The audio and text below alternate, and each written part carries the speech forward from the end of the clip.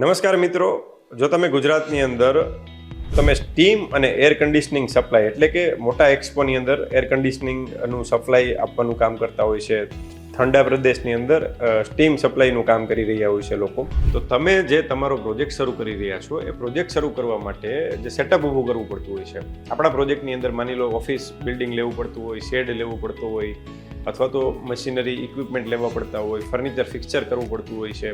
તો આ બધા જ જે ખર્ચા આપણે કરીએ છીએ, કેપિટલ કોસ્ટ કરીએ છીએ, કેપિટલ એક્સપેન્ડિચર કરીએ છીએ.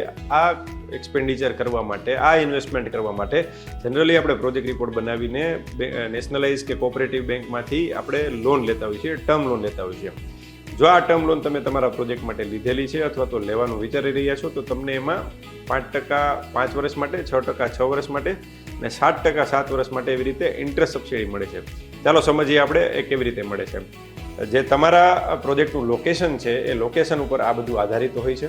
આ લોકેશનની વિગત પણ તમને હું સમજાવી દઉં છું. ગુજરાત આત્મનિર્ભર સ્કીમ 2022 અંતર્ગત ગુજરાતના અલગ અલગ તાલુકાઓને અલગ અલગ કેટેગરીમાં ડિસ્ટ્રીબ્યુટ કરેલા છે. જેમ કે આપણે કેટેગરી 1, 2 અને 3 એવી રીતે કરેલા છે. માની લો કે તમે રાજકોટ તાલુકા અને રાજકોટ જિલ્લા, રાજકોટ સિટીની વાત કરો છો તો એ કેટેગરી 3માં આવે છે.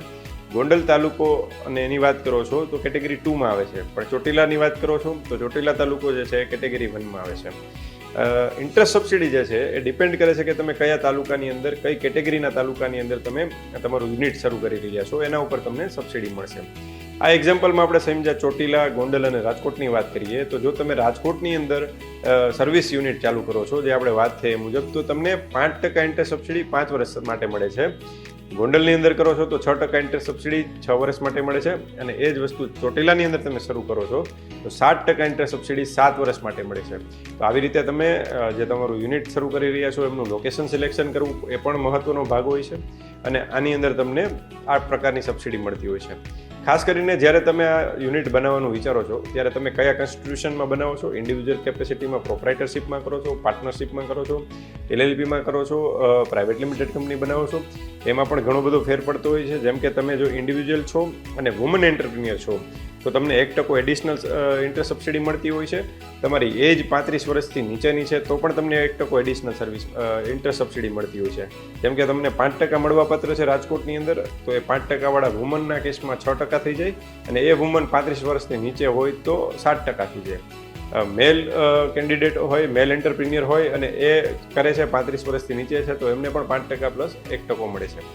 LLP કે પ્રાઇવેટ લિમિટેડ કંપનીને DPIITનું રજિસ્ટ્રેશન એટલે કે સ્ટાર્ટઅપનું રજિસ્ટ્રેશન કરીને જો તમે શરૂ કરો છો તો એવા કેસમાં પણ 1% એડિશનલ તમને મળતો હોય છે. આ ઘણા બધા પ્રકારે તમે ઇન્ટરેસ્ટ સબસિડીનું પ્લાનિંગ કરી શકો છો અને વધુમાં વધુ ઇન્ટરેસ્ટ સબસિડીનો તમે 5%થી લઈને આમ કેલ્ક્યુલેટ કરો તો 9% સુધીનો લાભ લઈ શકો છો. પણ મેક્સિમમ જે તમે લાભ લ્યો છો એ બાદ કરતાં જે તમારી ટર્મ લોન છે એમાંથી 2% ઇન્ટરેસ્ટ તો તમારે ભોગવવું પડે છે. એટલે કે 10%ની લોન હોય તો વધુમાં વધુ 8% ઇન્ટરેસ્ટ સબસિડી લઈ શકાય. તો આ ઇન્ટરેસ્ટ સબસિડીની આપણે વાત કરી. આની અંદર ખાસ જોવું એ પડે કે જે તમે ટર્મ લોનનું ઇન્સ્ટોલમેન્ટ પે કરો છો અને એની અંદર જે ઇન્ટરેસ્ટ પે કરો છો એ ઇન્ટરેસ્ટ જ તમને સબસિડી તરીકે પાછું મળશે. પેનલ ઇન્ટરેસ્ટ કે અધર ચાર્જિસ પેમેન્ટ કરેલા હશે તો એ નહીં મળે. તમે જો ડિફોલ્ટ કર્યો છે કે ભાઈ કોઈ કારણોસર હપ્તા નથી ભરી શક્યા, ડિફોલ્ટ થયેલો છે, તો ડિફોલ્ટ પીરિયડનું ઇન્ટરેસ્ટ છે એ પણ સબસિડી રૂપે તમને પાછું મળશે નહીં. અને આવા સર્વિસ યુનિટને ખાસ કરીને 10થી વધારે લોકોને એમ્પ્લોયમેન્ટ આપવું ફરજિયાત છે આ યુનિટ કરો છો ત્યારે. અને GST નંબર લેવો ફરજિયાત છે. તમારું સોફેક લાઇસન્સ હોય તો સોફેક લાઇસન્સ લેવું જરૂરી છે.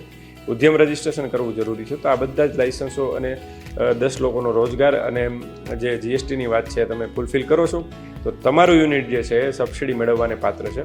જો તમે તમારા સર્વિસ યુનિટની અંદર સબસિડી લેવા માંગો છો તો તમારે નેશનલાઇઝ બેંક, કોઓપરેટિવ બેંક કે પ્રાઇવેટ બેંકમાંથી જ લોન લેવી પડશે. NBFCમાંથી લીધેલી લોન છે એ સબસિડી મળવાને પાત્ર નથી થતી. તો ખાસ કરીને બેંક સિલેક્શન વખતે પણ તમારે ધ્યાન રાખવું પડશે. અને ખાસ જે એમ્પ્લોયમેન્ટ તમે 10 લોકોનું આપો છો એમાંથી 85% લોકો જે છે એ લોકલ ગુજરાતના હોવા જોઈએ અને બાકીના લોકો છે બહારના હશે તો ચાલશે.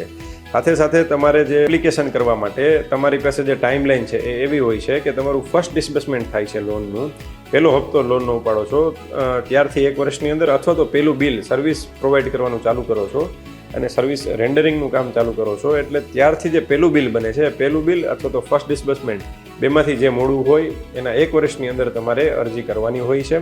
અને આ અરજી કર્યા પછીની જે કંઈ પ્રોસેસ છે ગવર્મેન્ટની અંદર એપ્લિકેશન સેન્કશન થવાની, ડિસ્બર્સમેન્ટ થવાની એ પ્રક્રિયા ચાલતી હોય છે. તો ખાસ કરીને આ બધા આ સર્વિસ પ્રોવાઈડરો જે છે એ આ ઇન્ટર સબસિડીનો લાભ લે ગુજરાતની અંદર, એવી હું સૌને વિનંતી કરું છું.